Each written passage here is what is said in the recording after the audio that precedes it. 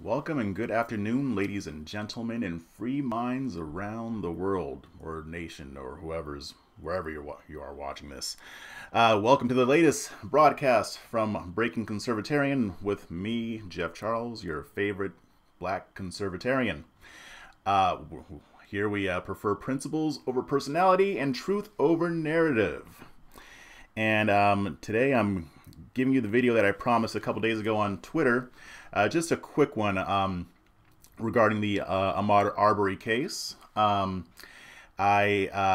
basically just want to discuss some of the arguments that you can expect to come up later on in the process, mainly from the anti-Arbery crowd on the right, the ones who are basically trying to make it sound like, you know, the McMichaels and Roddie Bryan did the right thing as far as the situation with Ahmaud Arbery.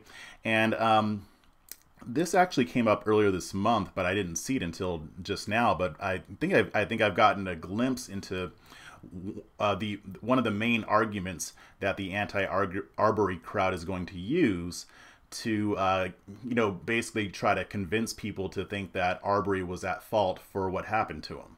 And I've already seen some other people using this argument as well, so I'm not too surprised. But I think it's going to be based on what the defense attorney for Roddie Bryan laid out in a memo during the preliminary hearing. So it kind of gives us a glimpse into the defense that he's going to use to get his client off. As you already know, earlier this month, all three men pled not guilty to the charges that were put against them.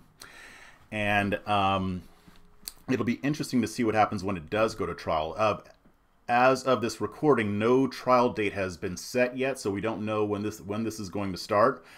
But there is a very good chance that when it does get started, Ahmaud Arbery will be back in the spotlight again. Maybe it'll happen at the beginning of the trial, or it could happen partway through when we start hearing the arguments from both sides, from both counsels, from the prosecution and the defense. So I kind of just want to give you a little bit of a preview, but also give you more of a preview into the propaganda efforts that are going to be used. Not so much on the case itself, but I want to let you guys know what's coming up and basically what I expect some members of Black Conservative Inc. To do to basically take the attention off the McMichaels and transfer it on to Ahmaud Arbery himself. Now, I'm not saying all members of Black Conservative Inc. You already know the issues that I have with the way they propagandize against black people and the deceptive message that they push. But when it comes to the Ahmaud Arbery case, there are plenty members of what I call Black Conservative Inc. who were on the right side of this. I mean, they came out and they condemned it. They didn't try to make excuses for the McMichaels. They wanted justice from the beginning. So I'm not going to lump them all into that category. And even members of regular Conservative Inc. as well, same thing.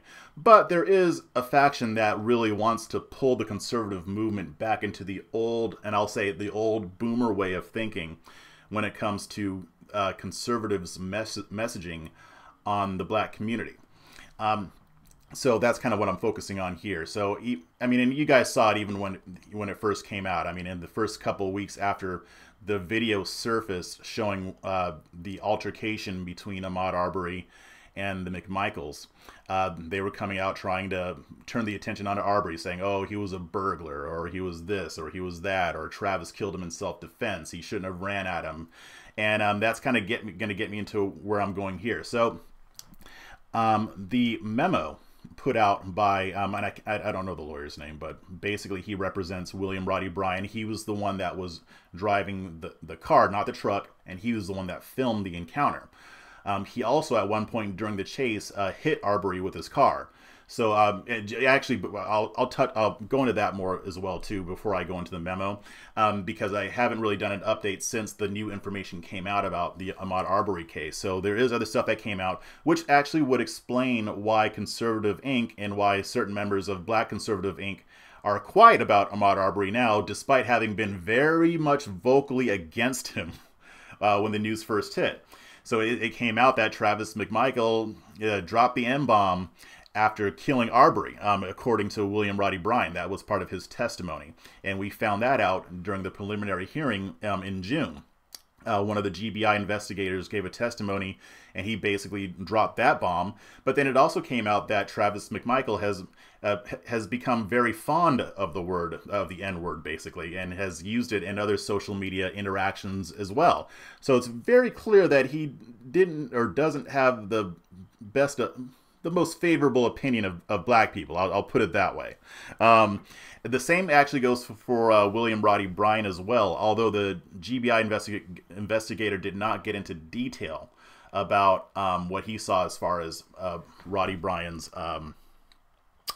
social media posts. But apparently he has some racist attitudes as well, according to what they found. So it wasn't just that, but it was also the fact that that more detail about the chase came out. They had been chasing him for quite a while before the encounter that we see on the camera, and at one point, Bryan did hit Arbery with his car. The autopsy report showed that, and I'm not sure if Bryan told the police that or if they found out other ways, but it's been established that his car did hit Arbery as they were chasing him down. So to go to the memo, basically, I'm not going to read the whole thing. I'm just going to quote a little bit from it. I just want to give you an idea as to the arguments that they're going to be using in court, but these will also be the arguments that are going to be echoed by the anti-Arbery crowd. So the attorney, basically, his first point of contention is the citizens' arrest laws. And he basically tries to use that as a defense for what the McMichaels and what Bryan were doing in chasing down Arbery. Now, that whole incident ignited a huge conversation on citizens' arrest laws. And when you look at Georgia's laws regarding this practice, you can see that it doesn't quite cover them, or it's a very flimsy defense. But it's interesting because it's the second DA that handled the case after the first one recused herself. He tried to set up that defense for the McMichaels to try to, get them off and make sure that they don't get arrested or convicted or even tried for the crime. He basically said that the McMichaels were trying to conduct a citizen's arrest. Now, the McMichaels never said anything about trying to do a citizen's arrest in their statements to the police.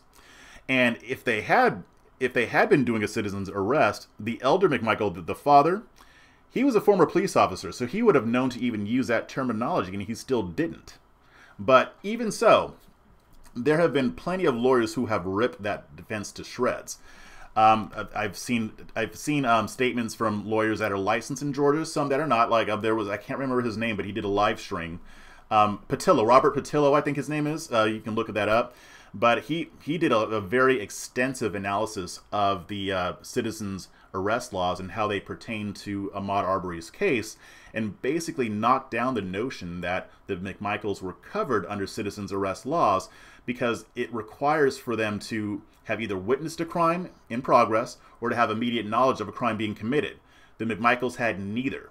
The very most that Arbery did was to walk into that construction site like you saw in the video, and then he walked right back out. He was in there for less than a minute, I believe, or maybe like 2 minutes or so.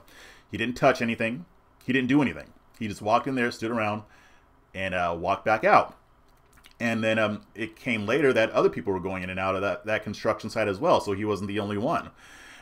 They tried to make it sound like another black person that went in there was him also, but they ended up finding out that that wasn't him. That was a different black guy. But there was a white couple that went in there. There were white kids that went in there. And I'm sure there's even footage of even more people that we haven't even seen, because that is something that people do. I've done it. Many people have done it. And that was kind of the big point that we were making when they tried to frame Arbery as a murderer and make it seem like he was there, or not as a murderer, as a burglar. But basically that was the whole point of contention. People were saying, oh, well, he wasn't jogging. If you think he was jogging, you're just believing the media's narrative. I'm going to get to that later. And if you want to know how to shut down people who say that, who try to say, oh, he wasn't jogging, I'm going to tell you how. So here's the thing. So they're basically saying that Bryan and both of the McMichaels are covered under citizens' arrest laws. But according to the way the laws are written, they had no knowledge of him doing anything. And Gregory McMichael, the father, actually told police, I just suspected that he had been involved in a burglary, but I had no evidence of it. I just suspected it. He basically described it as a gut feeling. I'm pretty sure that Georgia law does not cover gut feelings. Now, I'm not a lawyer, again, but I've heard other lawyers break this thing down with, like I mentioned, Robert Patillo. He even debated Brandon Tatum on it and demolished his argument because there was just no way that this really protects the McMichaels. Kalyan Noir is another one. He's in Texas. I don't think he's not licensed in Georgia, I believe, but still, I mean, he can still read the law. He's also an attorney that looked into this case as well, just to kind of talk to his audience about it, to inform people.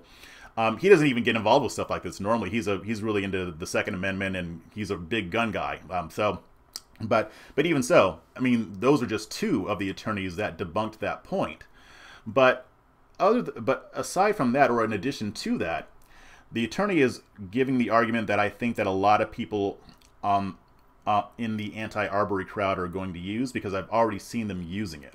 Not a whole lot, not a ton yet, but even before they were arrested or before they even gave their pleas, I heard people making this argument. So basically, let me go down to that part here. Okay. So the argument that they are going to make is that Ahmaud Arbery should have surrendered when the McMichaels were chasing him with guns for no clear reason. He should have surrendered even after being hit by Bryan's car. So because they were supposedly conducting a lawful citizen's arrest, and he basically his logic here is that Ahmaud knew that he had gone into that house and come out. He was on probation for having a shoplifting charge against him. And so in his mind, since he knew that, he should have submitted to a citizen's arrest. So since he didn't do that, and he charged Travis while he had the shotgun, Travis was defending himself because he was being attacked while trying to conduct a lawful citizen's arrest. Now, I'm going to explain why that's ridiculous, but it's pretty easy to see why that's ridiculous, right? I mean, why would somebody just assume, oh, this is a lawful citizen's arrest, I should submit myself to these crazy white dudes who are chasing me for when I didn't even do anything? So what he says here in the memo is, I'll quote him, "Even if there was some legitimate question as to whether the McMichael family were authorized to conduct a citizen's arrest on the theory that they somehow lacked sufficient knowledge or nexus to the commission of the crime, there remains the separate and equally troubling question as to whether Mr. Arbery was justified in turning on and attacking Travis McMichael. Unless Mr. Arbery's actions were justified, then Travis McMichael was authorized under Georgia law to defend himself." And then he goes on. "The relevant Georgia law is clear. The law provides no right to resist a legal arrest." And then he continues, "The question as to Mr. Arbery, however, cannot be what the McMichael defendants knew or did not know at the time of the incident. The question is objective as to what a reasonable person in Arbery's position would believe, rather than the subjective inquiry by Mr. Arbery into what the McMichaels knew." So basically what he's trying to do is just shift the focus from the McMichaels to Arbery. And so let me go back to my other note here. So what he is saying is that Arbery had a responsibility to know that these men were trying to conduct a citizen's arrest that was lawful. So basically, let me go back here. I had a note written here. So basically their argument was that since he was caught on camera walking through a construction site and was on probation for shoplifting, it was his duty to surrender when these three men were coming after him. Here's another quote from the memo. "Arbery was not authorized to resist arrest when, objectively speaking, he knew that he was lawfully subject to arrest." And then he continues, basically saying that, I'm sorry, this is so ridiculous. So It was Arbery's responsibility to realize that he was lawfully subject to arrest when the average person doesn't really even understand what citizen's arrest is. They may have heard of it, but nobody thinks about citizen's arrest. Nobody in America was thinking about citizen's arrest before this case, hit the airwaves. So if you put yourself in his position, it's not reasonable to expect him to think, oh, well, these crazy white people who are chasing me are probably trying to conduct a lawful arrest. Let me go ahead and surrender myself. No, he was running. They chased him down in their truck and in a car carrying guns. The elder McMichael was in the back of the truck. He had his pistol out. The other guy hit him with his car. So at what point is he supposed to think, oh, well, let me just slow down here and just see what's going on? No, he's going to run. He doesn't know who these people are. He probably thinks that they're just crazy people trying to kill him. So it's a very flimsy argument. But at the same time, it's really the only argument that they can make. I can't see any other defense that would even make sense to bring up. So, I mean, they have to rely on this flimsy argument. I don't know if it's going to work or not. Again, I'm not an attorney. I don't know how this case is going to turn out. But I know if I were on the jury, it'd be very hard for me to buy this. I mean, especially reading the law, I would think that any good prosecutor is going to rip that to shreds. And at the end of the day, the McMichaels should have called the police if they actually thought he was suspicious. They had no evidence of him doing anything wrong, period. So all they saw was him running. Well, if we're just going to chase after people just for running in a neighborhood, that's not going to create a very safe society. If they would have called the police, and I understand all the stuff that's going on right now between the police and the black community. I know that there's a lot of police brutality. I talk about it all the time. But 9 times out of 10, you're going to come out of that alive. I mean, it's not the type of thing to where every single encounter with the police is going to get you killed. If they had called the police, they would have come. They probably would have asked them some questions. It probably would have been annoying at most, at worst. And then Ahmaud Arbery would still be alive today. But instead, they had to pretend like they were cowboys and that they were getting their posse together to come get this this shifty-looking black guy who was running through their neighborhood. That's how it went down. That's my opinion. And I don't think that any evidence is going to come out that really contradicts that, because I think if there were, it would have already happened. We know that we know that the anti-Arbery crowd would have already found it, because you best believe they have looked for it. And like I said, the anti-Arbery crowd has been very, very suspiciously quiet since that preliminary hearing. So that's what they're going to use. I still expect them to use the whole "he wasn't a jogger" argument. So whatever. So I'll tell you how to shut that down. And here's the thing. It's possible that he wasn't a jogger. But again, if you're going to make that contention, if you're going to say for sure that he wasn't a jogger, you should be able to add some more information to that. So the question that you always ask is, say, okay, if he wasn't a jogger, then what was he? What was he doing there? See, when this whole thing first hit, they were saying that he wasn't a jogger because they wanted to imply that he was a burglar there to steal something, that he had malicious intent. And they were very gung-ho about that. They were like, yes, he wasn't a jogger, he was a burglar. He had a criminal history. So even if these men weren't justified, we're still going to use that to distract from what happened. We're going to use that to distract from the vigilante actions of these 3 men, and we're going to use that to distract from the handling of it by the local government, the statism involved here, the corruption at that level that was going to let these men go without even so much as even trying them for a crime or even investigating further. You already know that the officers wanted to arrest them, and then the first DA that handled the case basically talked them out of it, or told them not to, told them to stand down. So if they say that he wasn't a jogger, at this point, it's been proven that he's not a burglar. So they're still trying to imply that he was there for some malicious intent if they're saying that he's not a burglar, right? Because it's not like they're saying, oh, I don't think he was there jogging. He was probably out there to meet up with a girl that he didn't want people to know about. Okay, well, that's possible. I mean, that's not, really malicious, but that's not the contention that they're making. They're trying to smear him and make him look like the bad guy in this situation. So, again, when you see people say, oh, well, you're just believing the media narrative if you think he was just a jogger. There's no way he was just jogging. Well, then what was he doing?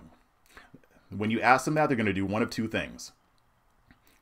They're going to ignore you. They're not going to respond. They're going to run away. The other response is that they'll probably make up some ridiculous conspiracy theory that will be very entertaining for you and will give you something to laugh at, basically. But they're not going to have a really good answer for that. If they're being honest, they'll say, you know what, I don't really think he was jogging, but I don't know what he was doing. Maybe he was just there to take a walk or something, or maybe, you know, whatever. But they can't prove that he was there to case anything, to case a joint. People had already been in there. There was nothing there to steal. And even the stuff that was stolen from the boat that the owner had. And he isn't even sure that it was stolen at that location. It could have been stolen at a different location. So there is absolutely no evidence that he was there to engage in any kind of wrongdoing. But it will be fun to see them try to squirm to try to prove that to you. In the end, they're not going to have anything because there is nothing. So that's pretty much what I wanted to go over there. So we'll see if my prediction is right. Maybe I'll end up being completely wrong. But I do expect that when this gets back into the spotlight, I expect the anti-Arbery crowd to come out and repeat these arguments over and over again. I don't know how many people they're really going to influence by it because it's so easily debunked. But I think that they will get some gullible people. But these are probably people that already believe this anyway, that don't really believe that the McMichaels did anything wrong. So that's it for right now. I'll be coming out with some more videos going forward. But if you like this video, please share it. Please share it. And even more importantly, subscribe. Please subscribe. I'm watching you. I'm watching you. Are you subscribing? Hit that button. Hit that bell. And please share this video. But until next time, I don't know what to say here. Well, yeah, just until next time.